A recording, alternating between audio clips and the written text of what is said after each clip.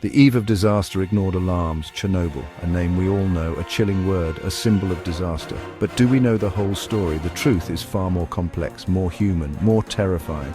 The night of April 25, 1986 was meant to be routine. A safety test was planned for reactor number 4. Engineers at the Lenin nuclear power plant were preparing. They aimed to simulate a power failure, a test of the reactor's cooling capabilities. But the preparations were rushed. Safety protocols were bypassed one by one. The countdown to catastrophe had begun silently. The explosion tore through the early morning. It was 1:23 a.m. on April 26th. Reactor 4 was ripped apart. A column of fire and radioactive material shot skyward. The core was exposed, burning fiercely. This was not like a normal fire. It spewed unseen poisons into the air, poisons that would travel far. The initial responders did not know the true danger. They thought it was a manageable accident. The radioactive cloud did not respect borders. It drifted silently with the winds, first over Belarus, then further into Europe. The world slowly began to realize. They were called liquidators, a chillingly bureaucratic term for heroes. Hundreds of thousands were sent to Chernobyl, their task to clean up an impossible mess, to contain the uncontainable. Firefighters were the first on the scene. They battled flames they couldn't see, flames laced with deadly radiation. Many received fatal doses within hours. Their sacrifice was immediate and horrific, but the army of liquidators was vast. It included soldiers, miners, engineers, doctors, men and some women from all over the Soviet Union. They faced an enemy they could not see, smell, or taste. Pripyat was a young city, a model Soviet city, designed to showcase the best of Soviet urban planning and architecture. It was a place of hope and promise, a symbol of progress and modernity. Built in the 1970s for Chernobyl plant workers, it was a thriving community. The city was meticulously planned to provide everything its residents could need. It had wide avenues, new apartment blocks, and all the amenities of a modern city. The streets were lined with trees, and the buildings were designed to be both functional and aesthetically pleasing. Schools, hospitals, cinemas, a fun fair. Pripyat was a city built for families, with a focus on community and well-being. It was a place where children could play safely and adults could work and relax in equal measure. The average age of its residents was just 26. It was a young, vibrant city, full of life and energy. The future seemed bright for Pripyat and its people. On April 26th, life began as usual. The city woke up to another day of routine and normalcy, unaware of the catastrophe that was about to unfold. Children went to school, people went to work. The sun shone brightly, casting a warm glow over the city. It was a picture-perfect day with no hint of the impending disaster. But an invisible cloud hung over them, a silent, deadly threat that no one could see or sense. The air was filled with radiation, a byproduct of the explosion at the Chernobyl nuclear power plant. A metallic taste was reported by some. It was one of the first signs that something was terribly wrong. People began to feel uneasy, but they didn't know why. The authorities knew the danger early on. They were aware of the explosion and the release of radiation, but they hesitated to act. The fear of causing panic outweighed the need for immediate action. But the decision to evacuate was delayed. Precious hours were lost as officials debated the best course of action. The clock was ticking, and every moment of indecision put more lives at risk. For over 36 hours, Pripyat's 50,000 residents lived in a radioactive zone. They went about their daily lives, completely unaware of the invisible danger that surrounded them. They were told nothing about the accident's true scale. The government kept the details hidden, hoping to avoid widespread panic, but the truth could not be concealed for long, or the lethal radiation levels. The air was thick with radioactive particles, and the levels were dangerously high. The residents of Pripyat were in grave danger, but they had no idea. The delay exposed thousands to high doses. The health risks were immense, and the long-term effects would be devastating. The people of Pripyat were paying the price for the authorities' inaction. A critical window for protection was lost.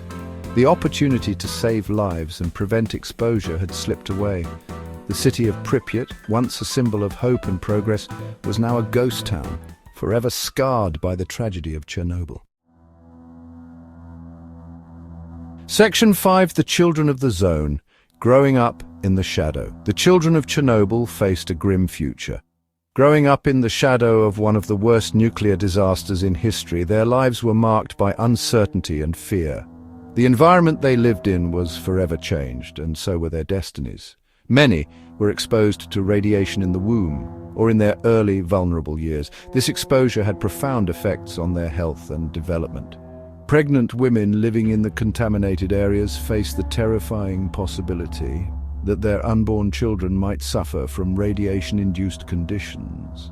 The most immediate visible impact was thyroid cancer. This type of cancer became alarmingly common among the children of Chernobyl. The radioactive iodine released during the disaster was absorbed by their thyroid glands, leading to a surge in cases. Cases surged among children in contaminated regions. Hospitals and clinics were overwhelmed with young patients suffering from this and other radiation-related illnesses. The medical community was unprepared for the scale of the epidemic. The thyroid gland absorbs radioactive iodine, a common fission product released by the disaster. This led to a significant increase in thyroid cancer cases among children, a direct consequence of the radioactive fallout. Doctors were overwhelmed, unprepared for such an epidemic. The sudden influx of young patients with severe health issues stretched medical resources to their limits. Many healthcare professionals had to quickly adapt to the new reality. These children bore the first physical scars, a direct consequence of the invisible poison. Surgeries and treatments left them with visible reminders of their struggle against the effects of radiation. Beyond cancer, other health issues emerged. The radiation exposure led to a host of other medical problems, including immune system deficiencies, respiratory illnesses, and digestive problems. These conditions further complicated the lives of the affected children. Immune system deficiencies became common, along with respiratory illnesses and digestive problems. The weakened immune systems made these children more susceptible to infections and other diseases, adding to their already heavy burden. The long-term genetic effects are still debated, but the fear of them haunted families. Parents worried about the potential for genetic mutations and the impact on future generations. This fear added a psychological burden to the already difficult physical challenges. Many children were born healthy, yet they grew up with a stigma. Despite being physically unaffected, the label of being a Chernobyl child followed them throughout their lives. This stigma affected their social interactions and opportunities. The label Chernobyl child followed them. It brought discrimination, anxiety, and uncertainty. These children often faced bullying and exclusion from their peers, further isolating them from a normal childhood experience. It brought discrimination, anxiety, and uncertainty. The psychological impact of growing up in the shadow of Chernobyl was profound. Many children required psychological support to cope with the anxiety and fear that permeated their lives. Their childhoods were overshadowed by the disaster. The legacy of Chernobyl cast a long shadow over their lives, affecting their health, their social interactions, and their future prospects. Despite the challenges, these children showed remarkable resilience and strength in the face of adversity. In Section 6, Nature's Paradox, Life in the Dead Zone, the Chernobyl exclusion zone was established. A vast area, over 2,600 square kilometers. Humans were largely removed. It became a no-go area, a dead zone, or so it was thought. Nature, however, had other plans. In the absence of humans, wildlife began to return. And not just return, but thrive. This was an unexpected, paradoxical outcome. A world reclaimed by the wild. Wolves, wild boar, deer and elk roamed freely. Section 7, the Kremlin's Wall, Secrets and Delayed Truths. The Soviet system valued secrecy above all, especially when its image was at stake. The Chernobyl disaster was a major test of this. Initially, Moscow tried to hide the accident from its own people and from the world. The first public admission was brief, downplaying the severity. It came only after Sweden raised the alarm. This delay had catastrophic consequences. It hampered evacuation efforts. It allowed radiation to spread unchecked. Information was tightly controlled. The media reported only the official line. Section 8 echoes through time, lessons still unfolding. Chernobyl was not just a Soviet problem, it became a global wake-up call. The disaster highlighted the transboundary nature of nuclear risk. Radioactive fallout respects no borders. It forced a re-evaluation of nuclear safety worldwide. International cooperation on nuclear issues increased. The International Atomic Energy Agency, or IEA, gained prominence. New safety standards were developed. But have all the lessons been truly learned? That question remains pertinent today. The disaster revealed the immense human cost, not just in immediate deaths, but long-term suffering. Physical health, mental health, social disruption. The environmental impact was also profound. Section 9. Chernobyl's enduring legacy, a scar on the world. Chernobyl changed the world forever. The explosion on April 26, 1986, was not just a catastrophic event, it was a wake-up call for humanity. It shattered the myth of perfectly safe nuclear power. The reactor's explosion sent radioactive particles across Europe, affecting millions. It exposed the fallibility of complex systems. The intricate web of technology and human oversight failed disastrously. And the devastating consequences of human error.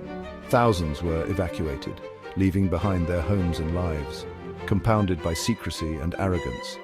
The Soviet government initially downplayed the disaster, delaying crucial evacuations. The disaster left a deep scar on the land.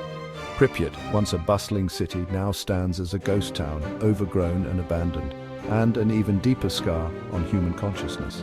The psychological impact on survivors and their families is immeasurable. It became a byword for technological hubris. Headlines around the world captured the fear and uncertainty of the nuclear age. A stark warning from the atomic age. The signs in the exclusion zone serve as a grim reminder of the dangers of nuclear power. Its shadow stretches across decades. The new sarcophagus, built to contain the radiation, is a testament to the ongoing struggle. The legacy is one of immense suffering for the victims, the liquidators, their families. For the displaced communities, the pain is still fresh. The children who grew up ill. Many were born with severe health issues, a direct consequence of the radiation exposure. Their stories are at the heart of Chernobyl. These personal accounts bring to light the human cost of the disaster. Stories of loss, resilience, and often neglect. Yet amidst the ruins there are signs of life and hope, a testament to human resilience.